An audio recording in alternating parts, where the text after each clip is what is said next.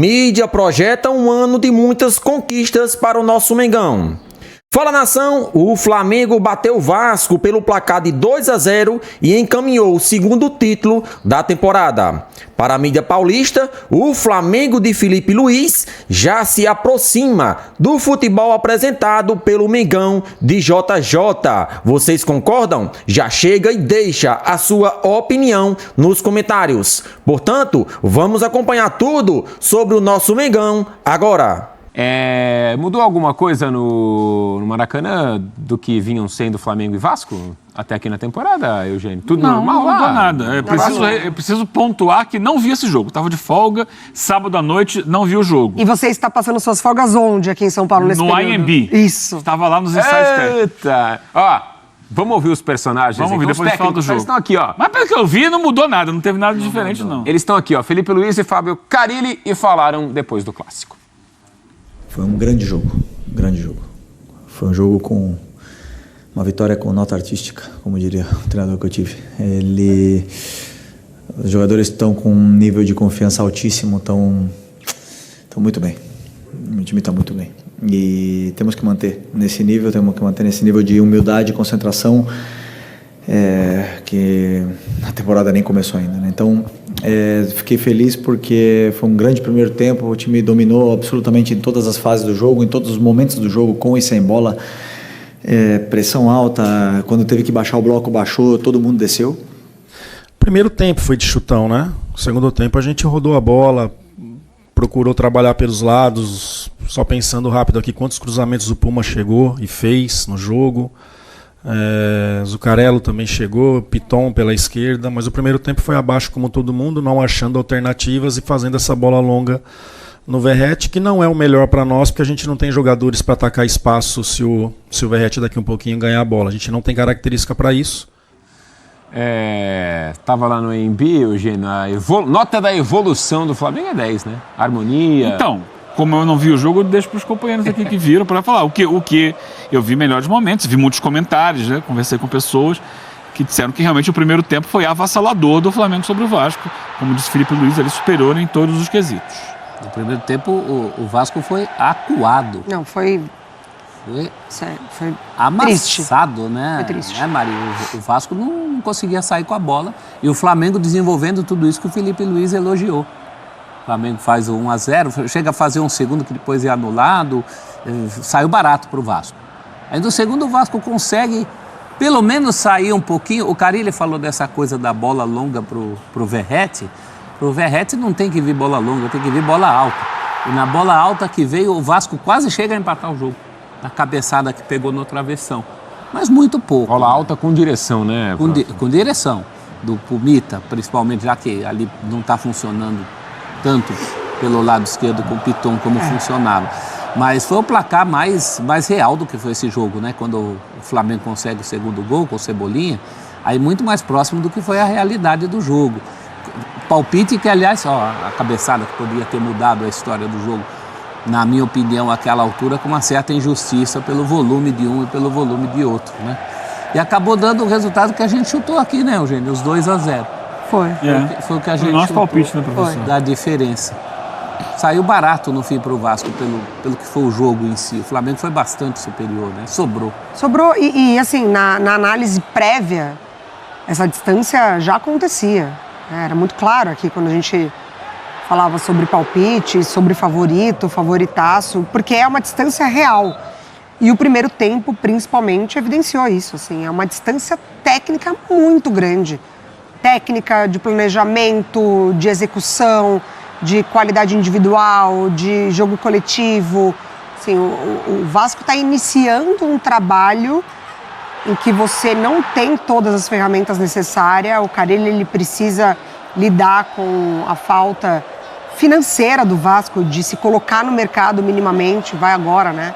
Está trazendo novas peças, mas assim, é muito distante o que o Flamengo pode apresentar, o que o Felipe Luiz pode desenvolver na equipe, o que esse grupo dá para ele de condições para ele se desenvolver como treinador, o que o Carille ainda não tem com esse Vasco.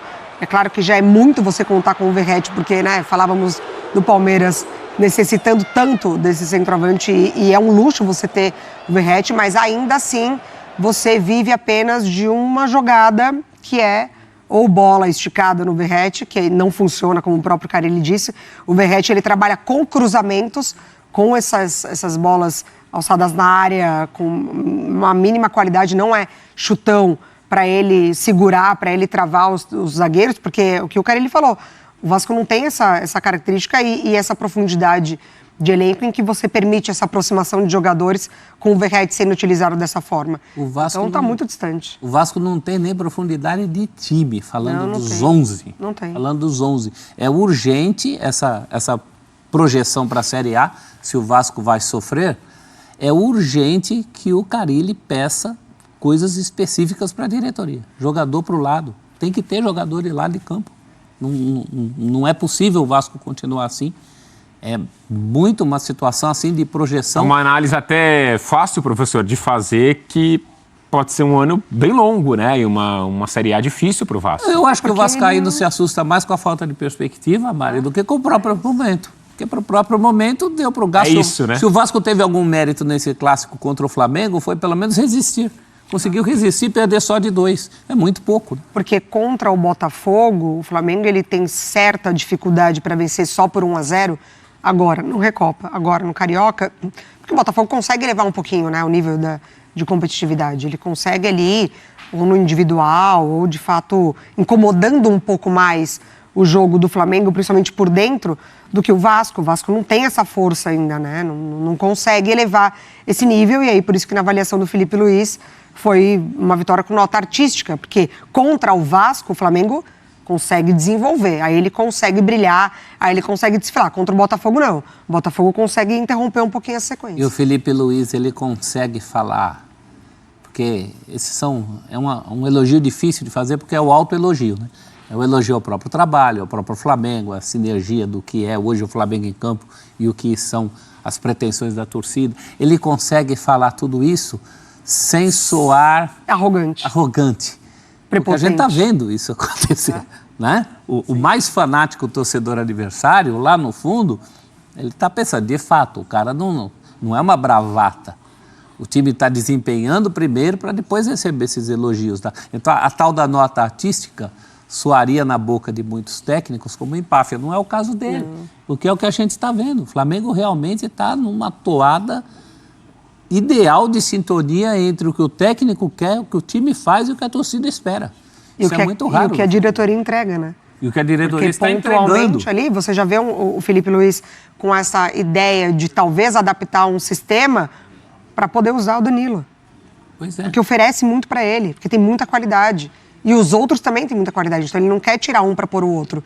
Então a adaptação ela vai acontecer e ele ganha muito mais. O Flamengo hoje é uma ilha entre time que não tem técnico e monta elenco, time que tem técnico e não monta elenco que o técnico quer. Está faltando essa sincronia em vários clubes do Brasil.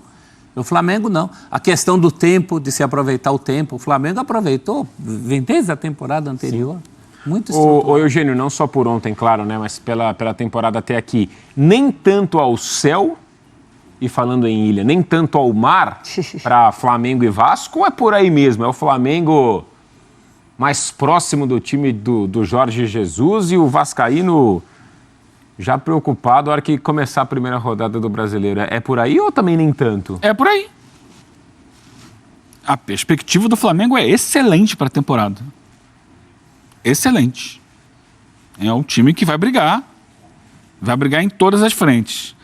E isso começa com a eleição, quando o novo presidente decide que o futebol será tocado por um profissional. Esse profissional parece ter boa noção do que precisa fazer no Flamengo. Estudou bastante, né, o futebol brasileiro. Sim. E o início de temporada é até aqui perfeito. O Flamengo está fazendo tudo o que tinha que fazer. Você é um cara que sempre lembra do trabalho do Portuga, né? Você, pelo menos sempre nos programas que a gente faz junto. Do Jorge Jesus? É. Acho que são momentos diferentes. Então, eu gostaria de te ouvi-lo.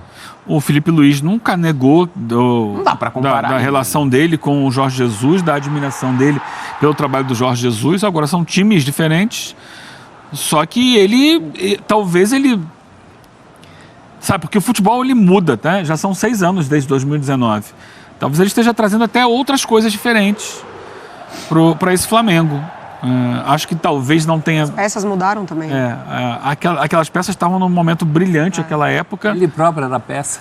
Felipe Luiz. Hoje são outras, mas o que está escrito lá em 2019 está escrito, foi um trabalho maravilhoso. E ele pode fazer outro trabalho maravilhoso. Acho que tem um ano pela frente dele, né? para brilhar muito, né? Enquanto o Vasco, a gente sabe, como diz o professor, não é só o Campeonato Carioca. É o torcedor que olha, e aí, o que vai acontecer? Não tem dinheiro, não tem SAF, quer dizer, tem SAF, mas não tem um investidor na SAF. O elenco é ruim, faltam jogadores com determinadas características, né? O treinador não parece estar conseguindo tirar alguma coisa, claro que é início de ano ainda. Então, sim, a projeção de ano para o Vasco é difícil. Só queria falar aqui, antes da gente terminar, que o Flamengo e Volta Redonda com 20 pontos já estão classificados. Falta uma rodada para terminar a Taça Guanabara e com isso fechar os 4 semifinalistas.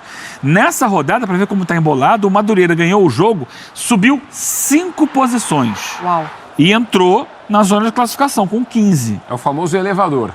Subiu. O Vasco é o 4º colocado ainda, tem 14 pontos, a mesma pontuação do Fluminense. Só que o Vasco enfrenta o Botafogo na última rodada e o Fluminense enfrenta o Lanterna Bangu, já fora. O Bangu tem 4 pontos, já rebaixado. Então o Fluminense pode entrar, se houver um empate entre Vasco e Botafogo, o Fluminense passa os 2, ganhando do Bangu.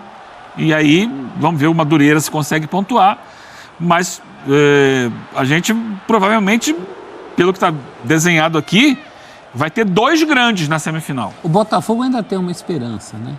O Botafogo venceu o Vasco. Vencendo o Vasco, ele... Vencendo o Vasco. Puxa o Vasco. Mas aí tem que ver se o Madureira vai ganhar o jogo dele, que é com o Nova Iguaçu. Se o Madureira vencer com o Nova Iguaçu, do Nova Iguaçu, ele vai permitir apenas que ou Vasco, ou Fluminense, ou Botafogo, né, entrem na fase semifinal. A gente acabou não mostrando a tela do desempenho do Flamengo em clássico.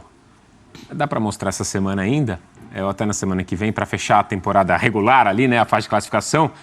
É uma tela que indica que o Flamengo tem tudo para vencer. Se não, segura a tela para melhorar ainda a tela. Não é? Próximo, muito provavelmente vai ter mais. Prof, amanhã tem Corinthians, tá? A gente fala do Corinthians amanhã, tá? Tá bom. Fique calmo. Tá bom. Tranquilo, tô favorável. Na sequência tem Sport Center, ao vivo. Combinado? Então é isso aí, galera. Sejam todos bem-vindos aqui ao nosso canal. Vamos trazer todas as informações do Flamengo.